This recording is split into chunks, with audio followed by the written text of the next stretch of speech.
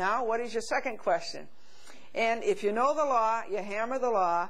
If you know the facts, you hammer the facts. But if you don't know either, you hammer the table. Folks, how can a lawyer write a document of 5,000 words and still call it a brief? Somebody asked George, how much money do you have in the bank? And George says, I don't know, I haven't shaken it recently. If you know that you have a left side of the brain and a right side of the brain, and the left side of the brain controls the right side of the body, and the right side of the brain controls the left side of the body. So you know what that means? That means that left-handers are the only one in their right mind. Teenagers really brighten up a home, don't you think? That's right, they never turn out the lights. And what do you know about the speed of light?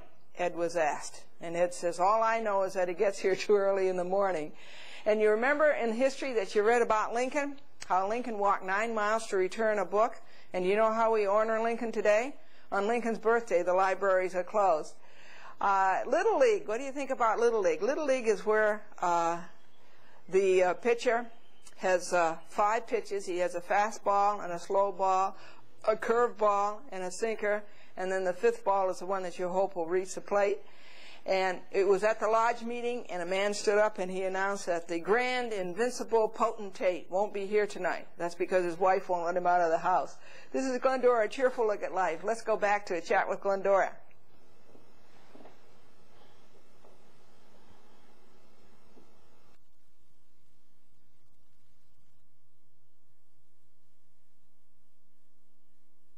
The new couple named their twins, their twin daughters.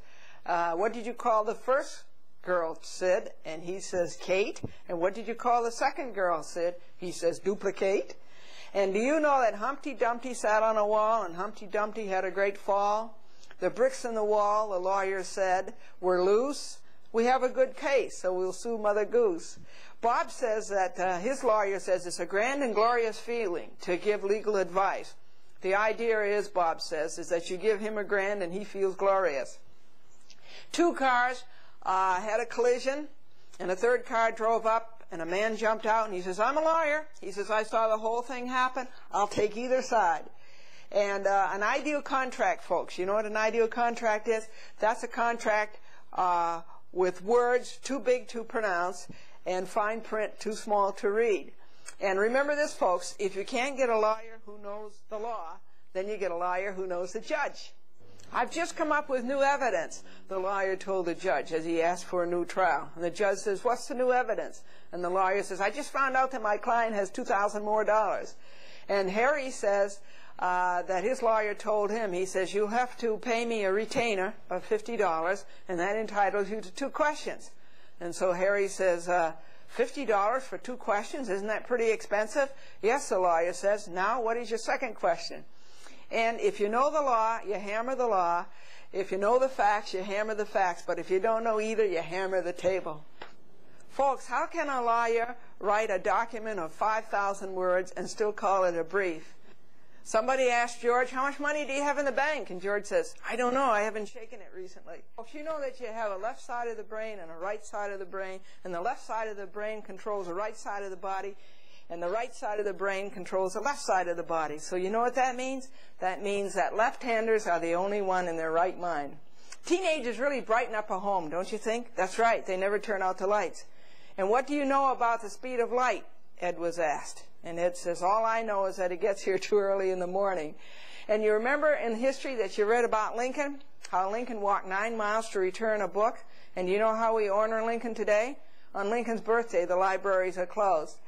Little League, what do you think about Little League? Little League is where the pitcher has 5 pitches. He has a fastball and a slow ball, a curved ball and a sinker, and then the 5th ball is the one that you hope will reach the plate.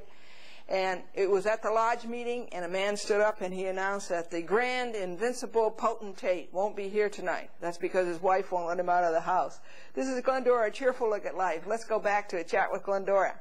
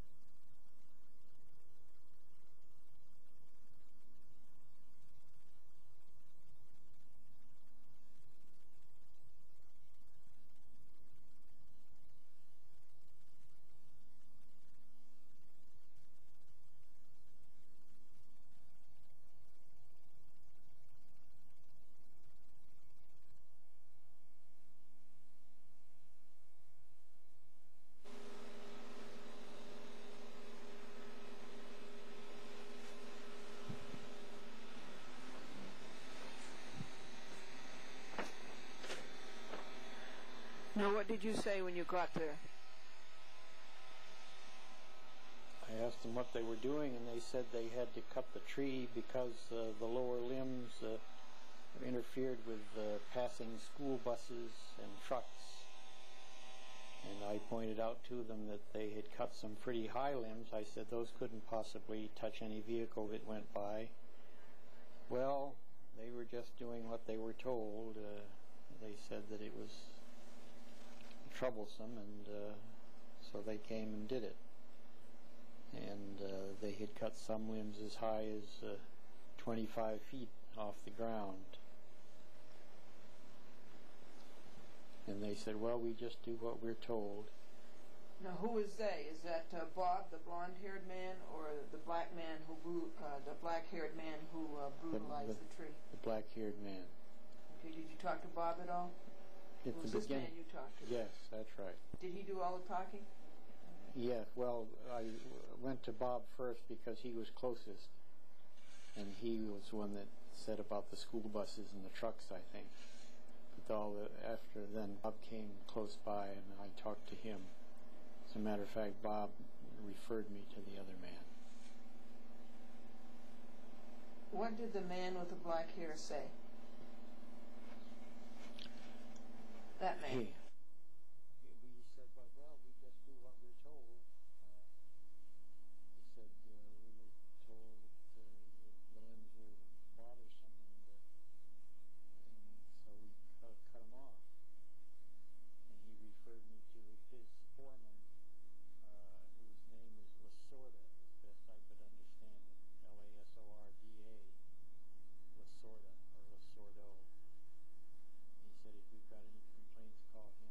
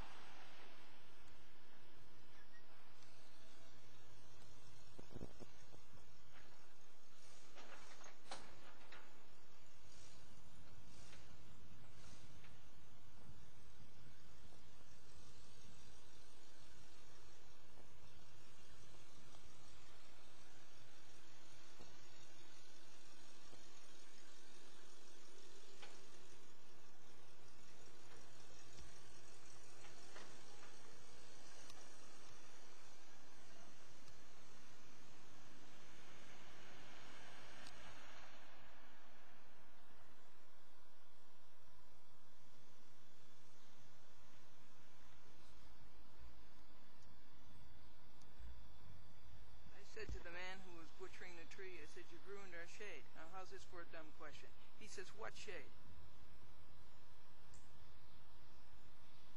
He says, well, it was interfering with the wires. Now that's an out lie. There's nothing there touching the wires. No part of the tree is touching the wires. So that was his second lie. Then his next cop-out was, well, I just do what I'm told. It's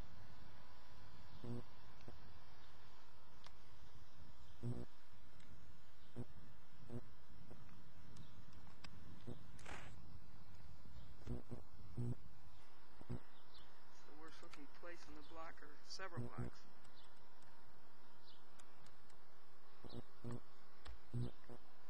People come here and stay a month and leave.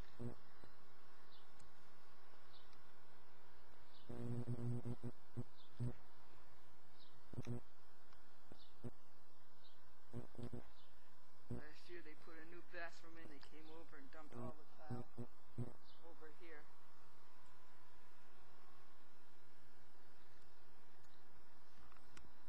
Right there is where they dumped all the tile.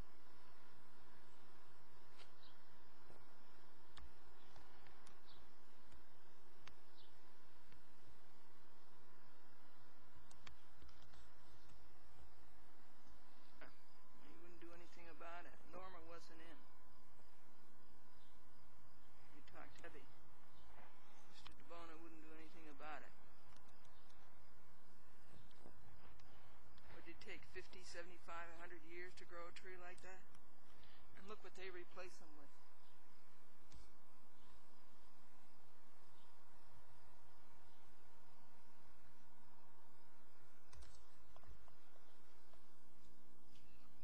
This is what they replace.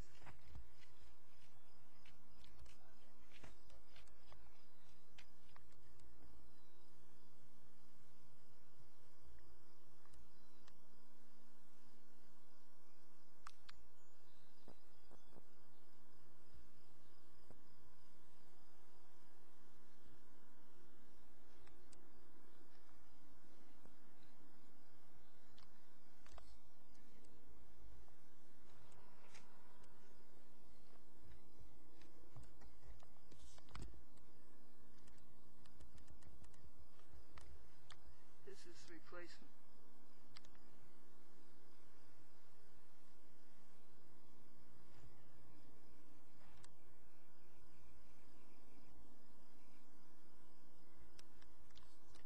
We're glad to have them, but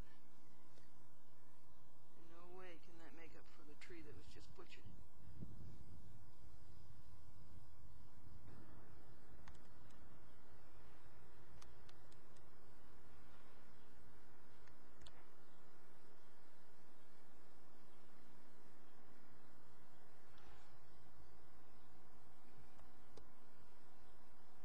The time is 9:46 a.m. June the 24th, 1987, Wednesday.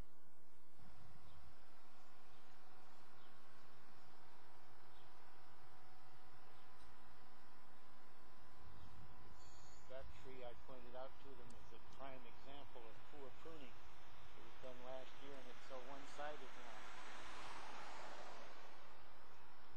Yes, and last year he said to us, oh, we're just cutting off dead branches. And I said to him, how come all the dead branches you're cutting off are flush with leaves from beginning to end? They're lying there in the ground. Another lie.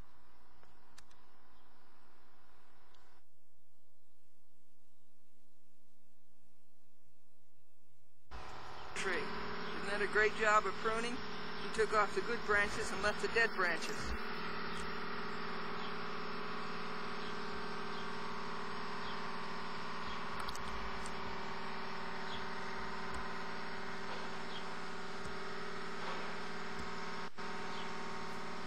So even, isn't it? The time is 9:49 a.m., June the 24th, 1987, Wednesday.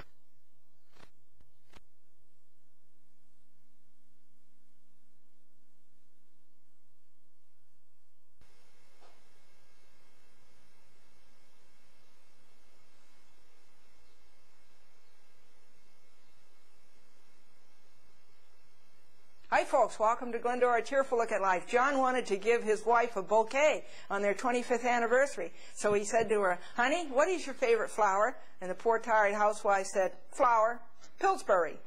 And Maxine and George were at the buffet, and Maxine says, George, you've been up to that buffet 7 times to get food. Now, aren't you ashamed of yourself? And George says, no. He says, I keep telling him it's for you. And Bob said to Elaine, Elaine, when are you thinking of getting married? And Elaine said, constantly. Ed says he brags about being the boss in his house, and he says, I run things. And his neighbor says, that's right, he runs things. He runs the vacuum cleaner, the dishwasher, and the lawnmower. And an archaeologist, folks, have you ever thought of this? An archaeologist is the best kind of a husband to have, because the older his wife gets, the more interested he becomes in her. Now, Bill, he got married kind of late in life, and so he got married so late in life, as a matter of fact, that Medicare picked up 80% of the expenses of the honeymoon. And Sid went into the Marriage License Bureau, and he says, how much does it cost to get married? And the clerk says, it costs $6 for the license, and it costs 1 paycheck every week of your married life. And John says he knows why English is called the mother tongue, because he got married, and he found out that father never gets a chance to use it. And Joni and Mark, for their wedding, they got a lot of gifts that were labeled his and hers, and they got one gift that was labeled us. That was a green army blanket. And Johnny says that his favorite pastime now is playing his wedding video backwards, so that he can see himself walking out of the church as a free man. Daryl said, Daddy, he says, is the husband the boss of the house? And Daddy says, no, son, the husband houses the boss. The telephone rang in the maternity ward, and this excited man said, I'm George Patterson. My wife is having a baby. I'm bringing her right over. And the nurse says, calm down, calm down. Is this your wife's first baby? And the man, the excited husband, says, no, I told you, this is Charles Patterson. And Pete says that a good husband is like wine. A good husband is like wine. They get better with age. And his wife says, well, if I'd known that, I would have kept him down in the cellar. Now, Annette has married a banker and an actor and a minister and an undertaker. So that's 1 for the money, 2 for the show, 3 to get ready, and 4 to go. And poor Anthony and Joanne, they couldn't afford a honeymoon to Niagara Falls, so they went to the car wash. And Billy says that he's been happily married for 9 years. And his friend says, really?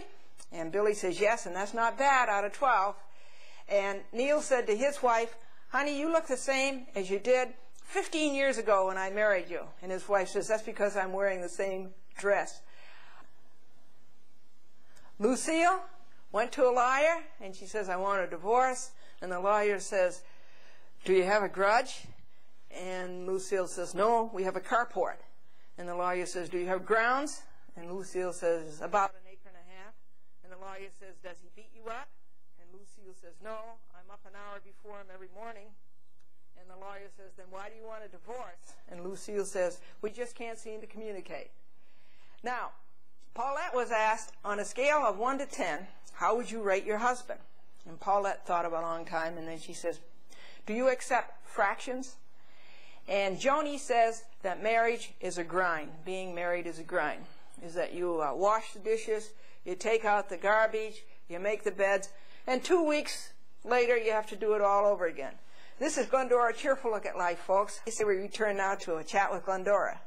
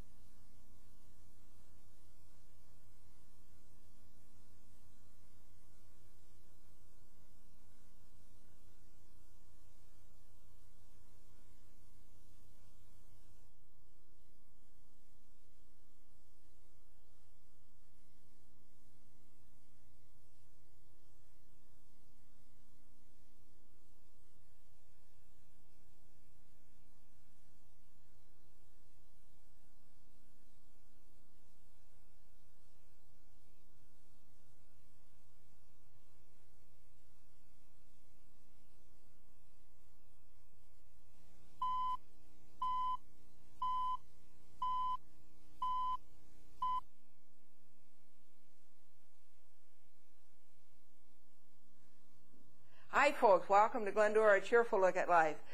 Billy was practicing on his violin for 15 minutes, and all the time the dog was yow. And Billy's father says, will you please play something that the dog doesn't know?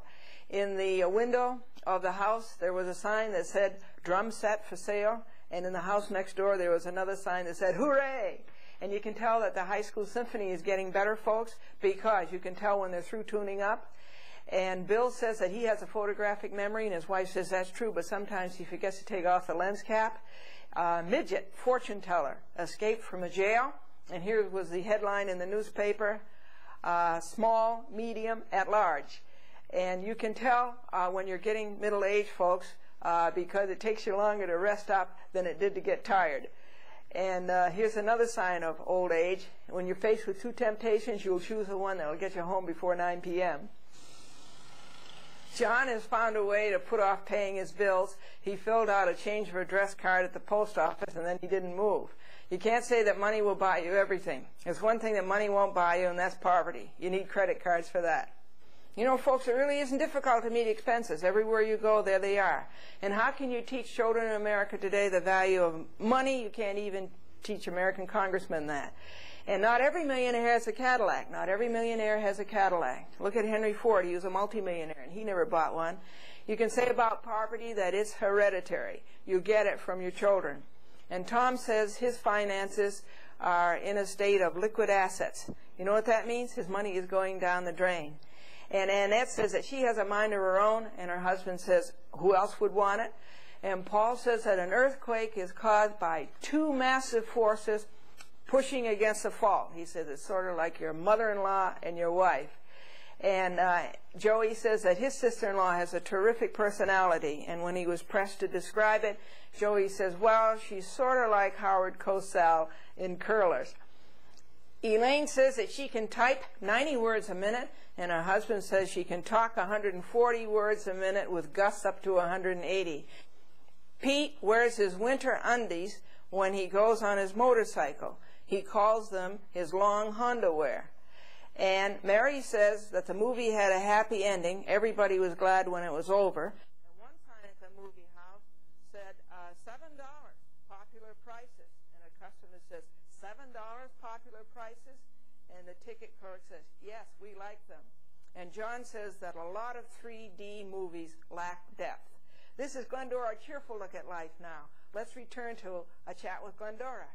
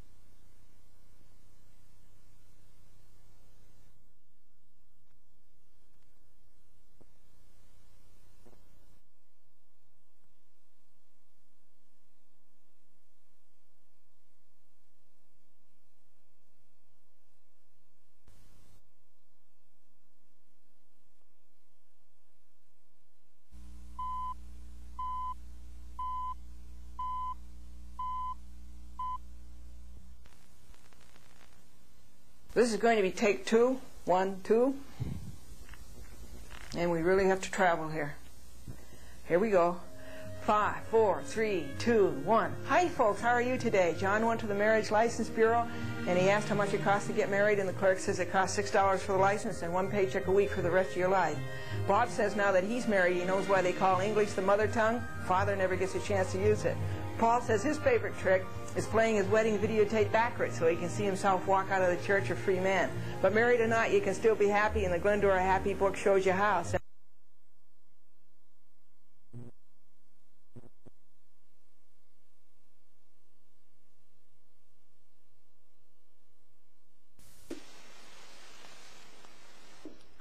welcome to Glendora, a cheerful look at life. Annette said, I did not send for a piano tuner. And the man at the front door says, I know, ma'am. The neighbors did. And the father said, stop practicing on that clarinet. You're going to drive me crazy. And the son says, too late, Dad. I stopped an hour ago. And Bill says about his son's band, they eat, sleep, and breathe music. He says it's just too bad they can't play it. And Emily said about her daughter, she has never sung better. And the neighbor said, gee, that's kind of sad when you think about it. David sings like a prisoner, 8 bars behind and still looking for the key. And Paul is one of the greatest singers of his day. And Peter says it's too bad that he can't sing at night. And Charlie stepped up to the microphone, and he says this is the first musical score of the season. Brahms 3, Beethoven 4, all at the top of the 5th. Folks, did you hear about the 4 carpenters who formed a tuba group? And they called their group the Tuba 4.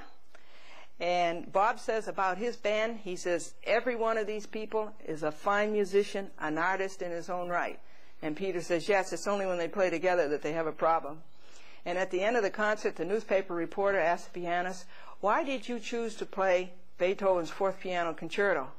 And the pianist thought a while, and he says, well, I think it's because that's what the orchestra was playing. John says, it's a 5-piece band. Why